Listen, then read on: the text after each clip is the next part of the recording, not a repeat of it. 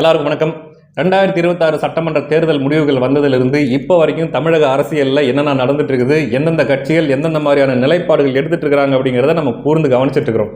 அந்த வகையில் தேர்தல் முடிவுகள் வந்தப்ப தமிழக முதல்வர் விஜய் அவர்கள் 108 தொகுதிகளை ஜெயிச்சிருந்தாரு. அந்த டைம்ல அவருக்கு ஆட்சி அமைக்கிறதுக்கு மற்ற கட்சிகளுடைய எம்எல்ஏக்களுடைய தயவு தேவைப்பட்டது. அவருடைய ஆதரவு இருந்தால் தான் ஆட்சி அமைக்க முடியும் அப்படிங்கிற நிலை ஏற்பட்ட போது என்ன பண்ணாருன்னா, முதல்ல அவர் தேடினது திமுகவுடைய கூட்டணி கட்சிகளுடைய ஆதரவாக அவர் நாடினாரு. அதில் முதல்ல காங்கிரஸ் டக்குன்னு வந்து ஒட்டிக்கிட்டாங்க. ஏன்னா காங்கிரஸ் பற்றி நமக்கு நல்லாவே தெரியும் இல்லையா. அவங்களுக்குன்னு ஒரு ஃபியூச்சர் கால்குலேஷன், ஒரு ஃபியூச்சர் பிளான், இதெல்லாம் வச்சு அதன் அடிப்படையில் வந்து டக்குன்னு வந்து ஒட்டிக்கிட்டாங்க. மீதி இருக்கக்கூடிய திமுகவுடைய கூட்டணி கட்சிகள், குறிப்பாக கம்யூனிஸ்டுகள் மற்றும் விசிகா, அந்த நேரத்தில் என்னென்ன ட்ராமா பண்ணாங்க, என்னென்ன கூத்துகள் பண்ணாங்கன்றதெல்லாம் நமக்கு நல்லாவே தெரியும். என்னமோ சினிமாவில் அப்படியே உச்சக்கட்ட நட்சத்திரமாக இருக்கக்கூடிய எல்லாராலும் எதிர்பார்த்து கொண்டிருக்கிற ஒரு ஹீரோயின் மாதிரி உட்காந்துக்கிட்டு நாங்கள் இதை பற்றி பரிசீலிக்கிறோம், விஜய்க்கு ஆதரவு கொடுப்பதா வேண்டாமா என்பதை பற்றி எங்களுடைய கட்சி நிர்வாகிகளுடன் நாங்கள் கலந்து ஆலோசித்து விட்டு ஒரு முடிவை நாங்கள் அறிவிக்கிறோம் அப்படிங்கிற மாதிரிலாம் ஆளுக்கு 2 சீட்டு வச்சுக்கிட்டு அவளை பில்டப் கொடுத்துட்டு இருந்தாங்க இல்லைங்களா. சரி, ரைட்டு. கடைசியாக ஒரு வழியாக சரிங்க நாங்கள் ஆதரவு கொடுக்குறோங்க, வெளியிலிருந்து நாங்கள் ஆதரவு கொடுக்குறோங்க அப்படின்ற ஒரு நிலைப்பாடு எடுத்தாங்க. எடுத்தது மட்டும் இல்லாமல் இதில் முக்கியமாக கவனிக்க வேண்டிய விஷயம் என்ன அப்படின்னா, சட்டமன்றத்தில் விஜய் அவர்களுக்கு அவர்கள் ஆதரவு கொடுக்கும்போது அந்த ஆதரவு நிலைப்பாட்டை அவங்க அறிவிக்கிறாங்க இல்லையா, அந்த டைமில் ஒவ்வொருத்தரும் என்னென்ன பேசுனாங்க அப்படிங்கிறத கொஞ்சம் யோசிச்சு பாருங்கள். வன்னியரசு முதற்கொண்டு, அதே மாதிரி மற்ற கூட்டணி கட்சிகள் கம்யூனிஸ்டுகள் ஆதரவாக சார்பாக பேசினவங்க முதற்கொண்டு எப்படி பேசுனாங்க. ஆதரவு தெரிவிக்கிறதுனா நீங்கள் டைரெக்டாக நீங்கள் ஆதரவு தெரிவிச்சுட்டு போகலாமே. ஆனால் வந்து நின்றுக்கிட்டு என்ன பண்ணாங்க, அதாவது திமுக மாதிரியான ஒரு ஆட்சி நடத்தணும், திமுக அப்படிப்பட்ட ஸ்டாலின் அவர்கள் அப்படிலாம் அபாரமான ஆட்சி நடத்தினாரு, அப்படிப்பட்ட ஒரு சமூக நீதி ஆட்சியை விஜய் அவர்களும் நடத்தணும், ஆளுநர் மூலமாக இந்த குடியரசுத் தலைவர் ஆட்சி வந்துடக்கூடாதுன்றதுக்காகத்தான் நாங்கள் ஆதரவு கொடுக்குறோம் அப்படின்லாம் பேசிகிட்டு இருந்தாங்க. ரைட்டு, நீங்கள் ஆதரவு கொடுக்கறது விஜய் அவர்கள் ஆட்சி அமைப்பதற்காக. அந்த நேரத்தில் ஸ்டாலின் அவர்களை பற்றியும் திமுகவை பற்றியும் புகழ்ந்து பேச வேண்டிய தேவை என்ன? ஏன்னா விஜய் அவர்களை எம்பாரஸ் பண்ணும். நீங்கள் நல்லா அந்த நேரத்தில் விஜய் அவர்களுடைய முகத்தை நீங்கள் கவனிச்சிங்கன்னா தெரியும். ஒரு தர்ம சங்கடமான சூழ்நிலையில் விஜய் அவர்கள் அங்கே உட்கார்ந்துருந்ததை நம்ம எல்லாருமே கண்கூடாக பார்த்தோம். ஏன்னா எல்லாமே லைவ்ல ஓடிட்டு இருந்துச்சு இல்லைங்களா. ஆதரவு கொடுக்குறவங்க ஆதரவு கொடுத்துட்டு போக வேண்டியது தானே. சரி, அப்படியே நீங்கள் குடியரசுத் தலைவர் ஆட்சி வரக்கூடாதுன்றதுக்காகத்தான் நாங்கள் ஆதரவு கொடுக்குறோன்னா அந்த பாயிண்ட்டை மட்டும் சொல்லிட்டு போக வேண்டியது தானே. ஸ்டாலின் அவர்களை பற்றி புகழ்ந்து பேச வேண்டிய தேவை எங்கிருந்து வந்துச்சு? இது ஒன்று. இதுக்கெல்லாம் மேலே கடைசியாக உதயநிதி அவர்கள் பேசுனதை நீங்கள் கவனிச்சிருப்பீங்க. ஏதோ எங்களுடைய கூட்டணி கட்சிகள் தயவில், எங்கள் கூட நின்று ஜெயிச்ச கூட்டணி கட்சிகளுடைய தயவில் நீங்கள் ஆட்சி அமைக்கிறீங்க, எதை பார்த்து நல்ல ஆட்சியை நடத்திட்டு போங்க, எங்களுடைய எக்ஸ்பீரியன்ஸை நாங்கள் சொல்கிறோம், அதை பார்த்தாவது நீங்கள் கற்றுக்கங்க அப்படிங்கிற மாதிரி விஜய் அவர்களை டிரெக்ட் இன்சல்ட் நீங்கள் பார்த்துருப்பீங்க. அந்த நேரத்துலையும் விஜய் அவர்கள் எந்த மாதிரியான அவருடைய எக்ஸ்பிரஷன்ஸ் எப்படி இருந்துச்சு அப்படின்றத நீங்கள் பார்த்துருப்பீங்க. மிகவும் ஒரு எம்பாரசிங்கான ஒரு சூழ்நிலையில் இவங்க எல்லாரும் சேர்ந்து விஜய் அவர்களை தள்ளினார்கள் இல்லையா. இது ஏன் இப்போ நான் சொல்லிட்டு இருக்கிறேன் அப்படின்னா, இதுக்கு எல்லாத்துக்கும் பின்னாடி ஒரு சூட்சமாக இருக்குது, ஒரு காரணம் இருக்குது. அதுக்காக தான் நான் சொல்லிட்டு இருக்கிறேன். ரைட்டு, இதெல்லாம் ஒரு பார்ட்டு. ஒரு வழியாக விஜய் அவர்கள் ஆட்சி அமைச்சு முதலமைச்சராக ஆகி அந்த நாற்காலியில் வந்து அதுக்கப்புறம் அவர் பல திட்டங்களை அறிவிக்க தொடங்கிட்டாரு. இப்போ போயிட்டு இருக்குது. இப்படி இருக்கக்கூடிய இந்த சூழ்நிலையில் முன்னாள் அமைச்சர்கள் அதிமுகவுடைய CV சண்முகம் அவர்கள், SP வேலுமணி அவர்கள் அவருடைய தலைமையிலான கிட்டத்தட்ட 25 எம்எல்ஏக்கள் வந்து தாவேகாவுடைய கவர்மெண்ட் ஸ்டேபிளாக நடக்கிறதுக்கு, ஒரு நிலையான அரசை தாவேக அமைப்பதற்கு எங்களுடைய ஆதரவை நாங்கள் கொடுக்குறோம் அப்படின்ற மாதிரி அவங்க முன் வந்தாங்க ஆதரவு கொடுக்கறது. இந்த நேரத்தில் அதிமுகவுடைய 2 தரப்பாக ஐயா எடப்பாடி பழனிசாமி அவர்களுடைய தரப்பு ஒரு பக்கம், CV சண்முகம் அவர்களுடைய தரப்பு அது ஒரு பக்கம். இது ஒரு மிகப்பெரிய ஒரு பிரச்சனையாக போயிட்டு இருந்துச்சு. சட்டமன்றத்துக்குள்ளேயே சில சலசலப்புகள் வந்துச்சு. பட் இது அந்த கட்சியினுடைய உட்கட்சி பிரச்சனை, அதிமுகவுடைய உட்கட்சி பிரச்சனை. இது எப்போவுமே நடக்கிறது தான். இதுக்கு முன்னாடியே கூட பார்த்தீங்கன்னா ஜே அணி, ஜா அணி அப்படின்ட்டு 2 தரப்பாக பிரிஞ்சிருந்துச்சு. அதுக்கப்புறம் ஒரு வழியாக எல்லாம் ஒன்றா சேர்ந்து ஒரே அணியாக உருவாச்சு.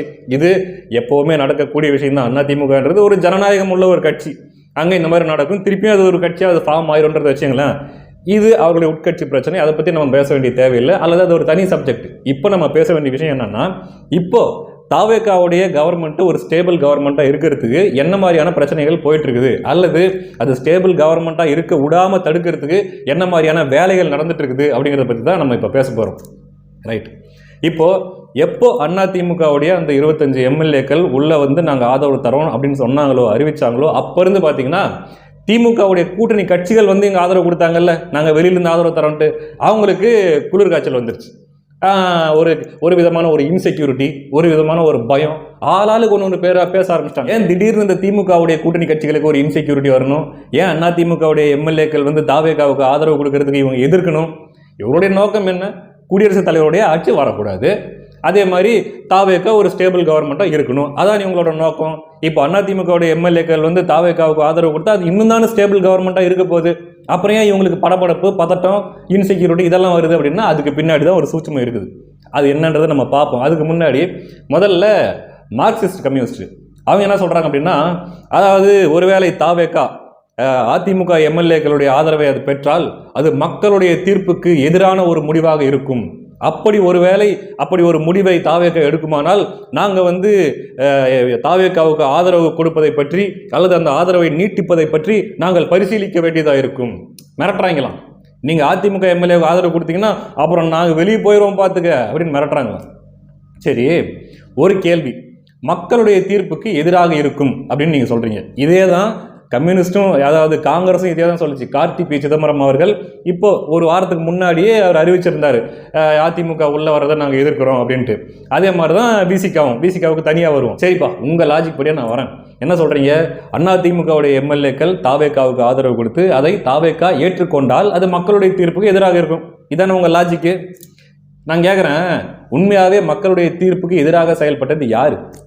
இப்போ நீங்களாக இருக்கட்டும், அல்லது பிசிகாவாக இருக்கட்டும், அல்லது காங்கிரஸாக இருக்கட்டும், அவங்கெல்லாம் ஓட்டு போட்டது யாருக்காக ஓட்டு போட்டாங்க?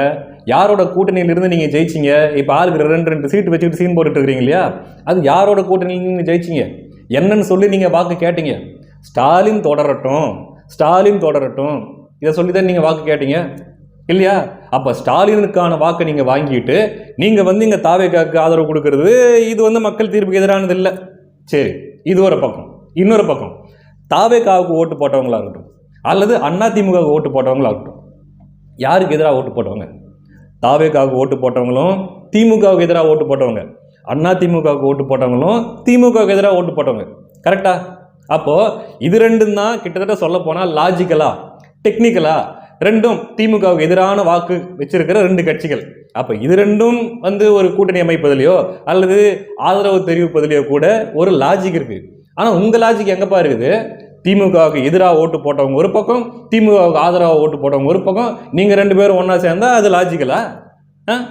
இன்னொரு ஒரு குற்றச்சாட்டு வேறு வைப்பீங்க. என்ன அப்படின்னா, அவர்கள் என்டிஏ கூட்டணியில் இருந்தவர்கள், பாஜகவோட கூட்டணியில் இருந்தவர்கள், அதனால் அவங்களுக்கு வந்து ஆதரவு கொடுக்கறதுன்றது அது தாவேக்காவுக்கு வந்து முரணானதாக இருக்கும், அதை ஏற்றுக்கொள்ள முடியாது அப்படின்ட்டு இது ஒரு பக்கம். அதிமுக தேர்தல் அறிவிக்கும் போது, அதாவது தேர்தலில் வந்து கூட்டணி அறிவிக்கும் போதே அவங்க சொன்ன விஷயம், இது கொள்கை கூட்டணி அல்ல, இது தேர்தலுடைய வெற்றிக்கான கூட்டணி. எங்களுடைய கொள்கை வேற, அவங்களுடைய கொள்கை வேற. இது வெற்றிக்காக நாங்கள் கூட்டணி கூடுறோம் அப்படின்றது தான் அவங்க சொன்னாங்க. அப்போது இப்போ தாவேக்காவுக்கு ஆதரவு கொடுத்திருக்கிற அண்ணன் சி வி சண்முகம் அவர்களுடைய தலைமையிலான அதிமுக எம்எல்ஏக்கள் என்ன சொல்கிறாங்க அப்படின்னா, இது மக்கள் எடுத்த முடிவு, தாவேக்கா ஆட்சிக்கு வரணும் அப்படின்றத மக்கள் எடுத்த முடிவு, அந்த முடிவுக்கு நாங்கள் ஆதரவு கொடுக்குறோம், அந்த கவர்மெண்ட் நல்லா போகிறதுக்கு எங்களுக்கான சப்போர்ட் நாங்கள் கொடுக்குறோம் அப்படின்ற அவங்க சொல்கிறாங்க. இது லாஜிக்கலா இல்லை நீங்கள் சொல்கிறது லாஜிக்கலா? சரி, ரைட். இன்னொரு பக்கம் தோழர் திருமா அவர்கள் எடுத்துக்கலாம். முதல்ல இருந்தே விஜய் அவர்கள் தாவேக்கா அப்படின்ற ஒரு கட்சியை ஆரம்பித்து அந்த நாளில் இருந்தே தோழர் திருமா அவர்கள் என்ன சொல்லிட்டு இருந்தாரு? விஜய் அவர்கள் ஆர்எஸ்எஸ்ஸின் குழந்தை, தாவேக்கா பிஜேபியின் பி டீம். அது எப்பவுமே வழக்கம்தான். யாரெல்லாம் திமுகவை எதிர்க்கிறாங்களோ, புதுசாக யாரெல்லாம் கட்சி தொடங்குறாங்களோ எல்லாருக்குமே பிஜேபி பி டீம் முத்திரைன்றது டிஃபால்ட்டாக டிப்பிக்கலாக அவங்க குத்துற ஒரு விஷயம் தான். அப்போ என்ன சொல்லிட்டு இருந்தாரு? விஜய் அவர்கள் ஆர்எஸ்எஸ்ஸின் குழந்தை. இப்போவும் சமீபத்தில் என்ன சொன்னார்? இப்போவும் விஜய் அவர்கள் ஆர்எஸ்எஸ்ஸின் குழந்தை தான், இருந்தாலும் கூட குடியரசுத் தலைவர் ஆட்சி வந்துவிடக்கூடாது என்பதற்காக நாங்கள் விஜய் அவர்களுக்கு ஆதரவு தெரிவிக்கிறோம் அப்படின்ட்டு. விஜய் அவர்கள் ஆர்எஸ்எஸ்ஸின் குழந்தையாக இருந்தால், தாவேக ஆர்எஸ்எஸோட கட்சியாக இருந்தால், ஆர்எஸ்எஸ் ஆதரவு தெரிவிச்சுட்டு போயிட போது உங்கள் ஆதரவு எதுக்கு? அப்போ இந்த இடத்துல உண்மையாகவே ஆர்எஸ்எஸ் யார்? திரும்ப நீங்கள் தான் ஆர்எஸ்எஸ்ஸா? ஏன்னா நீங்கள் தானே ஆர்எஸ்எஸ்ஸின் குழந்தைக்கு ஆதரவு கொடுக்குறீங்க. அப்போ அந்த கேள்வி வருமா வராதா? எதுக்காக இந்த பல்ட்டி? அது மட்டும் இல்லை, விஜய் அவர்களுக்கு ஆதரவுன்னு சொன்னதுக்கு அப்புறமும் கூட ஸ்டாலின் அவர்களுக்கு முரட்டு முட்டு கொடுத்துட்டு இருந்தாப்புல. என்ன அப்படின்னா, அந்த பதவியேற்பு விழாவில் விஜய் அவர்கள் சொல்லிட்டாரு, 10 லட்சம் கோடியை கடனாக வச்சுட்டு போயிருக்கிறாரு ஸ்டாலின் அவர்கள், எல்லாத்தையும் வழிச்சு எடுத்துகிட்டு போயிட்டாங்க கஜானாவை அப்படின்ட்டு விஜய் அவர்கள் ஒரு குற்றச்சாட்டு வைக்கும்போது, அதுக்கப்புறமா டெல்லியில் தோழர் திருமா அவர்கள் கொடுத்த ஒரு ப்ரெஸ் மீட்டில் என்ன சொல்கிறார் அப்படின்னா, 10 லட்சம் கோடி கடன் என்பது தமிழக கடன் வரம்புக்கு, அந்த வரைமுறைக்கு உட்பட்டு தான் ஐயா ஸ்டாலின் அவர்கள் வாங்கியிருக்கிறாரு, அதில் எந்த தவறும் இல்லை, விஜய் அவர்களுக்கு அதிகாரிகள் தவறான தகவல்களை கொடுத்திருக்கிறார்கள் அப்படின்ட்டு அந்த இடத்துலையுமே ஸ்டாலின் அவர்களை தாங்கி பிடித்து விஜய் அவர்களை குறை சொன்னவர் தான் தோழர் திருமா அவர்கள். அப்போது எல்லா பக்கமும் துண்டு போட்டு வைக்கிறது, ஒன்று இப்படி இப்படி ஓடி போயிடலாம். இல்லையா இங்கே கொஞ்சம் ஒரு மாதிரி இந்த கவர்மெண்ட்டை இவங்க கொலாப்ஸ் பண்ணுற மாதிரி தெரிவிச்சா மறுபடியும் அப்படியே அந்த பக்கம் ஓடி போயிடலாம். அப்படிங்கிற மாதிரி அந்த பக்கம் ஒரு துண்டு போட்டு வைக்கிறது. இதுவா ஒரு தலைவருக்கான அழகு? இதுவா ஒரு கட்சி தலைவருக்கான தகுதி? மாற்றி மாற்றி மாற்றி மாற்றி மாற்றி மாற்றி பேசிக்கிட்டு இருந்தா எங்கே உங்கள் கிரெடிபிலிட்டி? அப்போ நீங்கள் பேசுகிறது அத்தனையுமே ஜஸ்ட் உங்களுடைய சுயநலம் சந்தர்ப்பவாதத்துக்கு மட்டுமே தவிர மற்றபடிக்கு உங்கள் கட்சியை சார்ந்தவங்களை பற்றி நீங்கள் யோசிக்கல, வேற யாரை பற்றியும் நீங்கள் யோசிக்கல, இல்லையா? அப்போது உங்களுக்கு என்ன தகுதி இருக்கிறது? அதிமுகவுடைய 25 எம்எல்ஏக்கள்லேருந்து தாவேகாவுக்கு ஆதரவு கொடுக்கறதுக்கு, எதிர்ப்பு தெரிவிக்கிறதுக்கு உங்களுக்கு என்ன தகுதி இருக்குது என்பதை மக்கள் பார்த்து முடிவு செஞ்சுக்கிட்டு. முதல்ல என்ன சொன்னார்? தாவேகா ஆட்சி அமைப்பதை, விஜய் அவர்கள் முதல்வராவதை தடுப்பதற்காக திமுகவும் அதிமுகவும் ஒன்றா சேர்ந்து எடப்பாடி பழனிசாமி அவர்களை முதல்வராக்குவதற்காக திட்டம் தீட்டினார்கள், பேச்சுவார்த்தை நடத்தினார்கள் அப்படின்ட்டு ஒரு பல்ட்டி அடிச்சார். சரி, யாருப்பா பேச்சுவார்த்தை நடத்தினது அப்படின்னா, நடத்தினாங்க அவ்வளோதாங்க அப்படின்னாரு. அதுக்கப்புறம் எனக்கு வேண்டிய என்னுடைய நெருங்கிய நண்பர்கள் என்னை அழைத்து பேசினார்கள். என்ன அப்படின்னா, நீங்கள் போயிடாதீங்க, உங்களை முதலமைச்சர் ஆக்குறோம் அப்படின்ட்டு திமுகவும் அதிமுகவும் ஒத்துக்கிட்டாங்க, நீங்கள் ஒரு பொதுவாக உங்களை முதல்வர் ஆக்கிறதா ஒத்துக்கிட்டாங்க அப்படின்ட்டு ஒரு ட்வீட்டு. அடுத்த பல்ட்டி, அடுத்து 3வது பல்ட்டி என்ன அப்படின்னா, ஒரு இந்த ஏதோ ஒரு நியூஸ் 7 நியூஸ் 24 ஏதோ ஒரு சேனலில் பேட்டி கொடுத்துருந்தார். அதில் என்ன சொன்னார்? அப்போ தான் நான் லெட்டர்லாம் கொடுக்கலாம் அப்படின்ட்டு டிசைட் பண்ணி ஆதவர்ஜனாகிட்டலாம் பேசிட்டு நான் போனேன், நான் ப்ரெஸ் மீட் கொடுக்கலான்னு போனேன். போகும்போது எனக்கு ஒரு கால் வந்துட்டு பரவாயில்ல, நீங்கள் லெட்டர் கொடுத்துருந்தாலும் பரவாயில்ல, ஆதரவு கடிதம் கொடுத்துருந்தாலும் பரவாயில்ல, கொஞ்சம் வெயிட் பண்ணுங்கள், உங்களை நாங்கள் முதல்வர் ஆக்குறோம் அப்படின்றது மாதிரி எங்களுக்கு ஃபோன் வந்துச்சு அப்படின்ற மாதிரி சொன்னார். நெறியாளர் கேட்குறாரு, சரி யாருங்க ஃபோன் பண்ணது? திமுகவில் இருந்தா அதிமுகவில் இருந்தா அப்படின்னா, அது தேவையில்ல விடுங்க, யாரோ ஃபோன் பண்ணாங்க, என்னை முதல்வர் ஆக்குறேன்னு சொன்னாங்க அப்படின்ட்டு அங்கே ஒரு பல்ட்டி சொல்லிட்டு ஆதவர்ஜனை வர சொல்லி 4 மணிக்கு அவர் அங்கேருந்து வெளியே அனுப்பிச்சிட்டு நான் எங்கள் அலுவலகத்தை நோக்கி வர்ற நேரத்தில் மறுபடியும் ஒரு ஃபோன் வருது. நீங்கள் கடிதம் கொடுத்தா கூட பரவாயில்ல, நீங்கள் தான் முதலமைச்சர், நான் டிக்ளேர் பண்ண போகிறேன், தயவுசெய்து நீங்கள் ப்ரெஸ்ஸை மீட் பண்ணாதீங்கன்னு ஒரு ஃபோன் வருது. இது எந்த தரப்புலேருந்து வருது? ஒரு தரப்புலேருந்து வருது. அவங்க இது இந்த இன்னார்னு குறிப்பாக நமக்கு சொல்லணும்னு அவசியம் இல்லை. அப்போ ஏதாவது ஒன்று சொல்லணும், ஏதாவது ஒரு நிலைப்பாட்டில் இருக்கணும். உங்கள் மேலே இருக்கிற கிரெடிபிலிட்டி அப்புறம் எங்கே இருக்குதுங்க? மக்கள் உங்களை எப்படி பார்ப்பாங்க? அப்போ நீங்கள் சொல்கிறது எல்லாமே பொய், இல்லையா? ஏதாவது ஒன்று உண்மையாக இருக்கணும். ஒன்று இது உண்மையாக இருக்கணும், அல்லது இது உண்மையாக இருக்கணும், அல்லது இது உண்மையாக இருக்கணும். ஒரே நாளில் 3 பல்ட்டி அடிக்கணும்னா அப்போ உங்களுக்கு வேறு ஏதோ ஒரு உள்நோக்கம் இருக்குது. அந்த உள்நோக்கத்துக்காக நீங்கள் இந்த மாதிரி பல்ட்டியெல்லாம் அடிச்சுட்டு கேட்டால், எனக்கு நெருங்கிய நண்பர்களிடமிருந்து, நெருங்கிய அந்த வட்டாரத்திலிருந்து எனக்கு தகவல் வந்தது, அது ஒரு வதந்தி மாதிரி அது பரவச்சு அப்படிங்கிற மாதிரிலாம் மாற்றி மாற்றி பேசிகிட்டு இருக்காப்புல. நமக்கும் திருமாவர்களை பற்றி ஒரு தகவல் ஒன்று வந்துச்சு. என்ன அப்படின்னா, விஜய் அவர்கள்கிட்ட நெகோஷியேட் பண்ணும்போது பெரம்பூர் தொகுதியை நீங்கள் ராஜினாமா பண்ணிவிட்டு என்ன அங்கே போட்டி போட விடுங்க, அந்த இடத்துல நான் ஜெயிச்சு எம்எல்ஏ வாங்கிக்கிறேன் அப்படின்ற மாதிரியான ஒரு நெகோசியேஷனை விஜய் அவர்கள்கிட்ட வச்ச மாதிரியும், விஜய் அவர்கள் அதுக்கு மறுத்து விட்டதாகவும் ஒரு தகவல். அதே மாதிரி இப்போவும் கூட திருச்சி கிழக்கு தொகுதிக்கு டார்கெட் பண்ணிட்டு இருக்காப்புல திருமாவர்கள் அப்படின்ற மாதிரி தகவல். என்ன அப்படின்னா, திருச்சி கிழக்கு தொகுதியில் நின்று ஜெயிச்சு ஒரு கூட்டணி கட்சியாகவே மாறி எப்படியாச்சும் அந்த அமைச்சரவையில் பங்கெடுத்துக்கணும் அப்படின்றது தான் திருமாவர்களுடைய எண்ணமாக இருக்குது. ஏன்னா இப்போதைக்கு அவங்க கட்சியில் ஒரு முக்கியமான ஒரு எம்எல்ஏவாக இருக்கக்கூடியவர் வன்னியரசு. ஒருவேளை ஆட்சியிலும் அதிகாரத்திலையும் பங்கு கொடுக்குறதா இருந்தால் வன்னியரசு அவர்களை தான் அமைச்சராக்க வேண்டிய சூழ்நிலை ஏற்படும். அது நடந்துடக்கூடாது, அது இப்படி அதெல்லாம் முடியாது. அதனால் என்ன பண்ணுறோம், நானே போய் தேர்தலில் நின்று, இடைத்தேர்தலில் நின்று ஜெயிச்சு நானே அந்த அமைச்சரவை வாங்கிக்கிறேன்.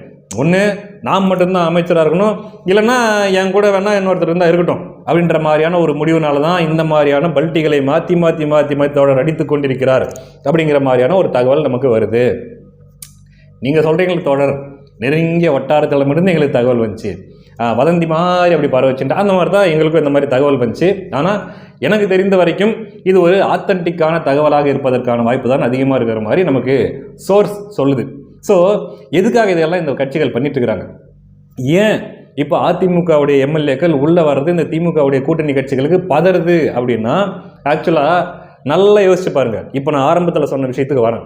சட்டமன்றத்தில் இவங்க விஜய் அவர்களுக்கு ஆதரவு கொடுக்கும்போது ஸ்டாலின் அவர்களை எலபேட் பண்ணி பேசி, அதே மாதிரி உதயநிதி ஸ்டாலின் அவர்கள் அப்படியே ஒரு மாதிரி தெனாவட்டாக உட்காந்துக்கிட்டு அதெல்லாம் ரசிச்சுட்டு இருந்தாப்புல. அவர்களுடைய கூட்டணி கட்சிகள் அங்கே பேசுகிறத ரசிச்சுட்டு இருந்தாப்புல. என்ன அப்படின்னா, அவர்களுடைய திட்டம் என்னவாக இருந்திருக்கும் அப்படின்னு நான் நினைக்கிறேன். அப்படின்னா இப்போ கூட பார்த்தீங்கன்னா சமீபத்தில் கொஞ்ச நாளாகவே ஐயா ஸ்டாலின் அவர்கள் மேடைகளில் என்ன பேசிகிட்டு இருக்காரு, இன்னொரு 6 மாதத்தில் இந்த ஆட்சி கவிழும், உடன்பிறப்புகள் தயாராக இருங்கள் அப்படின்ட்டு போகிற இடத்துலலாம் பேசிகிட்டு இருக்காரா? நீங்கள் பார்த்துருப்பீங்க. 6 மாதத்தில் கட்டாயமாக ஆட்சி கவிழும் அப்படின்ற கான்ஃபிடென்ஸில் பேசிகிட்டு இருக்கிறாங்க. எந்த கான்ஃபிடென்ஸில் பேசிகிட்டு இருக்கிறாங்க? ஒருவேளை நம்முடைய துரந்தர்களை உள்ள அனுப்பியிருக்கிறோம். யார்? திமுகவுடைய கூட்டணி கட்சிகள். உள்ளே அனுப்பியிருக்கிறோம். அவங்க போயிட்டு ஒரு 6 மாதம் அப்படி இருக்கட்டும். ஒரு திமுகவுடைய ஒரு ப்ராக்சி கவர்மெண்ட் மாதிரி அங்கே நடக்கட்டும். திமுகவுடைய கூட்டணி கட்சிகளுடைய ஆதரவோடு தான் விஜய் அவர்கள் அங்கே ஆட்சி நடத்திட்டு இருக்கிறார் அப்படின்போது அது ஒரு டிஎம்கேவோட ப்ராக்சி கவர்மெண்ட் மாதிரி நடத்திக்கலாம், அல்லது திமுகவுடைய அமைச்சர்கள் மேலே எந்த ஒரு வழக்கும் வராத மாதிரி நம்ம பார்த்துக்கலாம் அப்படிங்கிறது கூட டிஎம்கேவோட பிளானாக இருக்கலாம் இல்லையா? ஏன்னா ஏற்கனவே நம்ம கேள்விப்பட்டோம், விசிகே அவர்கள் தோழர் திருமா அவர்கள் விஜய் அவர்கள்ட்ட ஆதரவு கொடுக்குறேன் அப்படின்ற இடத்துக்கு வரும்போது அவர் வச்ச ஒரு நிபந்தனை என்னன்னா, திமுகவுடைய அமைச்சர்கள் மேலே அல்லது திமுகவை சேர்ந்தவர்கள் மேலே வழக்கு போடக்கூடாதுன்ற மாதிரியான ஒரு நிபந்தனை வச்சார்ன்ற மாதிரியான ஒரு செய்தியை நம்ம கேள்விப்பட்டோம். ஞாபகம் இருக்குதா? ஞாபகப்படுத்தி பாருங்க. அப்படிங்கும்போது ஒரு 6 மாதத்துக்கு இது அப்படியே தள்ளி போட்டு போகலாம். ஒரு 6 மாதத்துக்கு அப்புறமா என்ன பண்ணலாம் அப்படின்னா, இந்த கூட்டணி கட்சிகளுடைய ஆதரவெல்லாம் அப்படி நம்ம வாபஸ் வாங்கிக்கணும் அப்படின்னா ஆட்சியை கவுத்து விட்டுறலாம் அப்படின்றது தான் திமுகவுடைய பிளானாக இருக்குமோ என்கிற சந்தேகம் வருது. ஏன்னா ஐயா ஸ்டாலின் அவர்கள் ஒவ்வொரு முறையிலையும் சொல்லிட்டு இருக்கிறாரு 6 மாதத்தில் ஆட்சி கவிழும் அப்படின்ட்டு. இந்த இடத்துல தான் அதிமுகவுடைய எம்எல்ஏக்கள் 25 பேர் சாலிடா நாங்கள் தாவேக்காவுக்கு சப்போர்ட் பண்ணுறோம் அப்படின்ட்டு வரும்போது ஆட்டோமேட்டிக்காக அது என்ன ஆயிரும், ஒரு ஸ்டேபிள் கவர்மெண்ட், ஒரு நிலையான அரசாங்கமாக மாறிடும். அதுக்கப்புறம் திமுக கூட்டணி கட்சிகள்லாம் இருந்தால் எல்லாம் வெள்ளப்போ அப்படின்ட்டு விஜய் அவர்கள் தாராளமாக சொல்லலாம் இல்லையா? இதனால தான் இப்போ இந்த கூட்டணி கட்சிகள் இருக்கக்கூடிய திருமாவர்களாக இருக்கட்டும் அல்லது கம்யூனிஸ்ட் கட்சிகளாக இருக்கட்டும், இவருடைய பதற்றத்திற்கு காரணம் அதுதான். இவங்க வந்துட்டாங்கன்னா நம்மளுடைய பிளான் ஒர்க் அவுட் ஆகாதே, நம்ம என்னென்னலாம் யோசித்து வச்சுருந்தோமோ அதெல்லாம் வேலைக்கு ஆகாது அப்படின்ற அந்த பதட்டத்தில் தான் இப்போ இவர்கள் அதிமுகவுடைய எம்எல்ஏக்கள் உள்ளே வர்றதை அவங்க கடுமையாக எதிர்க்கிறார்கள். கேல்குலேஷன்ஸ் புரியுதா? இப்போது ஆரம்பத்தில் சட்டமன்றத்தில் இந்த திமுகவுடைய கூட்டணி கட்சிகள் விஜய் அவர்களுக்கு ஆதரவு கொடுக்குறன்ற பேரில் அவங்க பேசின பேச்சு அப்போவே நமக்கு ஒரு சந்தேகத்தை ஏற்படுத்துச்சு. என்னமோ தப்பாக இருக்குது இவங்க பேசின பேச்சில் அப்படின்ட்டு. இப்போது சம்பவ இடத்துக்கு வந்து நிற்கிறாங்களா? அதிமுகவுடைய எம்எல்ஏக்கள் டிவிக்கே ஒரு ஸ்டேபிள் கவர்மெண்ட் அமைச்சு போகிறதுக்கு சப்போர்ட் பண்ணுறதுல இவங்களுக்கு என்ன பிரச்சனை அப்படின்னா அதான் பிரச்சனை.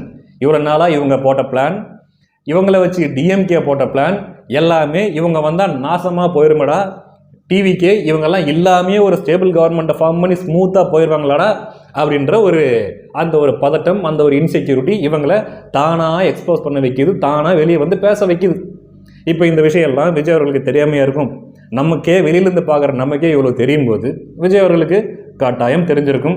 அதுக்கு என்னென்ன மாதிரியான நடவடிக்கைகள் எடுக்கணுமோ, என்னென்ன பண்ணால் தன்னுடைய கவர்மெண்ட்டை ஸ்டேபிளாக அமைக்கிறதுக்கு ஸ்மூத்தாக இந்த 5 வருஷம் ஆட்சியை கொண்டு போகிறதுக்கு என்ன பண்ண முடியும் என்பதை விஜய் அவர்கள் கட்டாயம் தெரிஞ்சு வச்சிருப்பார். அதுக்கான நடவடிக்கைகளை, அதுக்கான முடிவை தமிழக முதல்வர் விஜய் அவர்கள் எடுப்பார் அப்படின்ட்டு நம்ம பார்க்கலாம்.